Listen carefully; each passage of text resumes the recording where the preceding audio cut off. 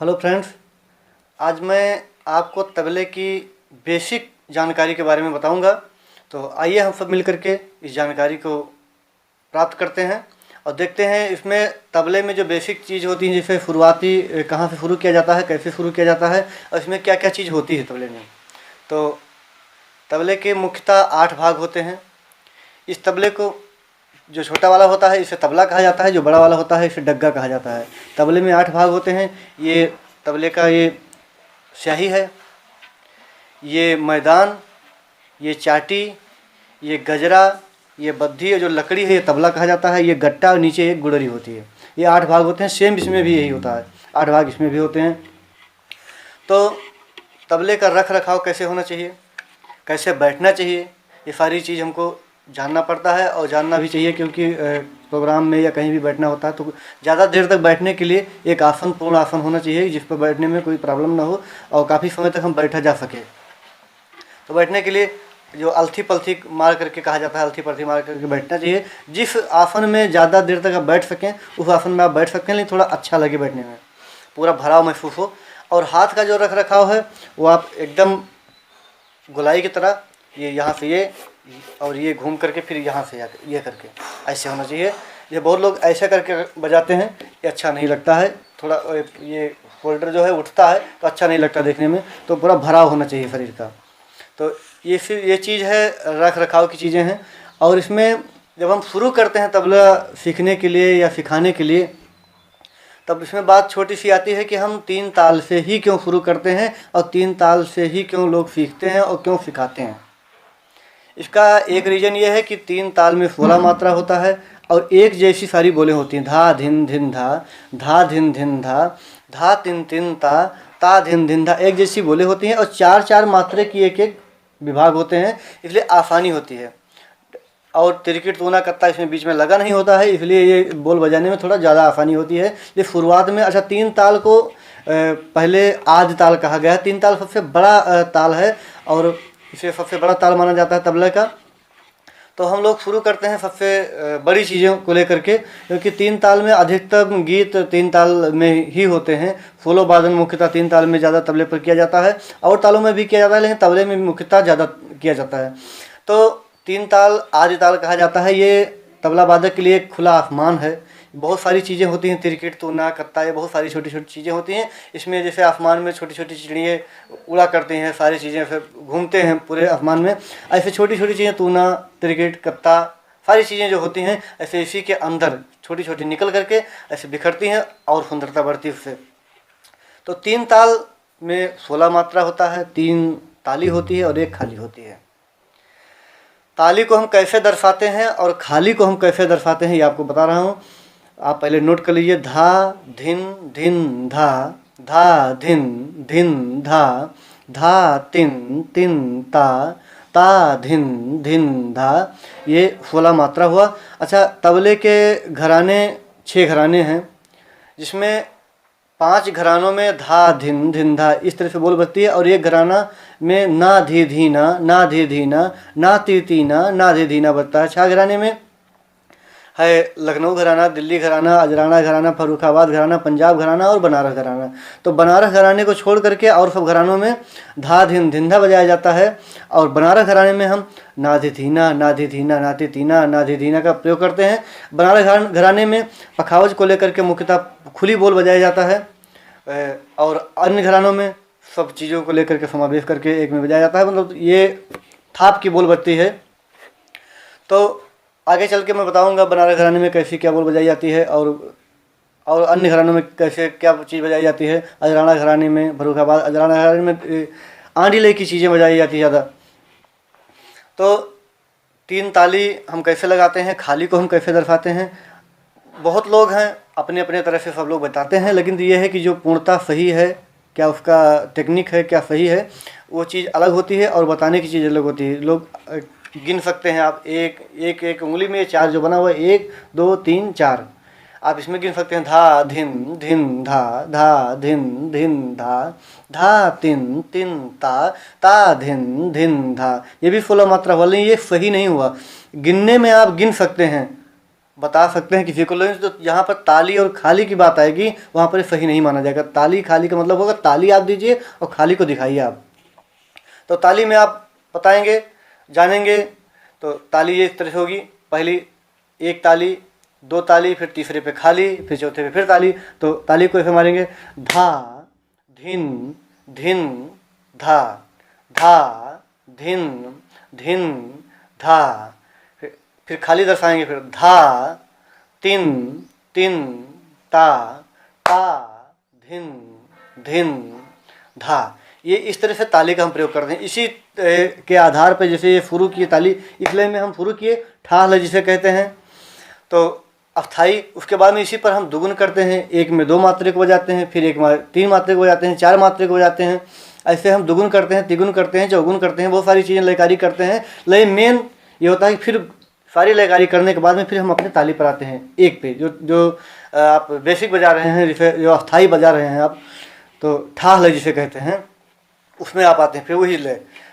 तो ये बेसिक जानकारी हमारे लिए बहुत महत्वपूर्ण होती है, क्योंकि हम जब शुरुआत हाथ का रख रखाव नहीं जानेंगे, कैसे बैठना चाहिए इसी जानकारी नहीं होगी, हम कैसे अपनी चीज़ को प्रयोग करें, कैसे हम ताली लगाएं, इस चीज़ जानकारी नहीं होगी, तो आप कितना भी अच्छा बजा लें, कहीं भी आप जब एग्ज़ाम में बैठेंगे, कोई पूछ पड़ेगा आपसे कि आप ये चीज़ बताइए, तो आप उसमें थोड़ा विस्मृत हो जाएंगे, भटक जाएंगे, सही चीज़ नहीं बता पाएंगे। किसी को सिखा, आप बजा पाएंगे लेकिन किसी को सिखा नहीं पाएंगे। तो हम अभी बात आती है निकास कैसे निकालें हम। ये बाएं हाथ से 2 उंगली का ये मेन प्रयोग होता है, जिससे ये बजाया जाता है। इसको हम गा कहते हैं। चाहे आप इस उंगली से मारेंगे तभी वही शब्द निकलेगा, इस उंगली से मारेंगे तभी वही शब्द निकलेगा। इसको हम गा कहते हैं। गा भी कहते हैं, घा भी कहते हैं, लेकिन हम गा का प्रयोग करते हैं। और उसके बाद में एक हम बंद करते हैं ऐसे, तो ये हमारा का प्रयोग होता है। का जगह जगह के समय पर हम उसको अलग अलग नाम से कहते हैं, लेकिन ये है कि का ही है। तो ये 2, एक ये हुआ और ये, इस हाथ से 2 ही शब्द निकलते हैं, और इस हाथ से मतलब टोटल 10 शब्द होते हैं इसमें। लेकिन तो ये निकालने की विधि मैं बता रहा हूँ आपको। और ये उंगली अल्टरनेट क्रम से 1 2 1 2 जैसे ये बराबर चलनी चाहिए, बराबर चलनी चाहिए। तो ये एक बार ये, एक बार ये। और इस उंगली से फर्स्ट ये जो तर्जनी है, रिंग फिंगर, उसके बाद में ये सेकंड जो है इसको हम उठाए रहेंगे, और ये थर्ड फिंगर जो है इसको हम यहाँ पर रखेंगे, और ये जो 4th फिंगर है इसको हम गजरे पर रखेंगे, ये गजरा है इस पर रखेंगे, और अंगूठे को हम यहाँ पर जोड़ देंगे इसके साथ में। फिर इसको इससे इस उंगली से हम इसको उठा करके इस उंगली से हम आघात करेंगे इस चाटी पर। ये चीज़ ये चाटी पर प्रयोग करेंगे। देखिए आवाज़ डिफरेंट हो रहा है ना, ये, और यहाँ पे मैदान में मारेंगे तब, फिर चाटी पर मारेंगे, देखिए अलग अलग आवाज़ हो रही है, अलग अलग आवाज़ है, अलग अलग इसका स्वर है, अलग अलग इसका नाम है, अलग अलग इसकी बोल है। तो हम चाटी पर प्रयोग करेंगे, इस हाथ से यहाँ पर प्रयोग करेंगे, और यहाँ से फिर ये प्रयोग करेंगे। जब दोनों मिला करके हम मारेंगे, इधर से ये और इधर से ये, तब ये शब्द बनेगा धा। ये दोनों मिला करके फिर धा बनेगा। एक मारेंगे तो धा नहीं बनेगा, ना एक मारने पर ये भी नहीं बनेगा। जब दोनों मारेंगे, एक मारने पर ना शब्द बनेगा, चाटी पे जब मारेंगे हम ना शब्द बनेगा। ये समय आने पर ताभी कहते हैं इसे, लेकिन ना शब्द माना जाता है इसे। तो ये ना हुआ और ये गा हुआ, दोनों मिला कर जब हम मारेंगे तो इसको धा कहेंगे, धा का प्रयोग होगा फिर ये धा। अब फिर बात आती है धिन की, धा धिन धिन धा।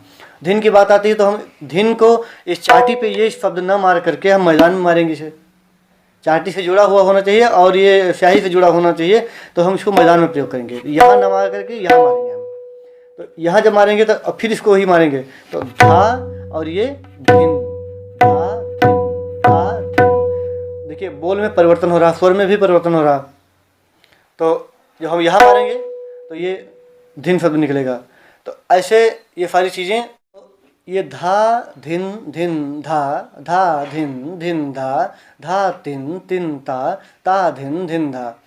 तो हम ये 2 उंगली से जब मारेंगे, एक बार ये और एक बार ये, दोनों उंगली का बराबर हम प्रयोग करेंगे। अल्टरनेट ये बराबर उंगली चलनी चाहिए, एक बार ये एक बार ये। तो ये धा धिन धा धिन, धा धिन नहीं, गा गा दोनों शब्द निकल रहा है, लेकिन जब यहाँ से प्रयोग करेंगे तो हम धा धिन हो जाएगा फिर वो, तो धा धिन। ये अंगुली और ये किनार पे मारेंगे हम, तो ये बनेगा धा। यहाँ ना मार करके चाटी पे मारेंगे इस उंगली को, धा, ये ना और ये गा दोनों मिला करके धा। फिर ये उंगली यहाँ मैदान में मारेंगे हम, तो धा धिन, ये एक बार ये तो एक बार ये, बराबर क्रमशः चलनी चाहिए और समय आने पर ये भी होना चाहिए।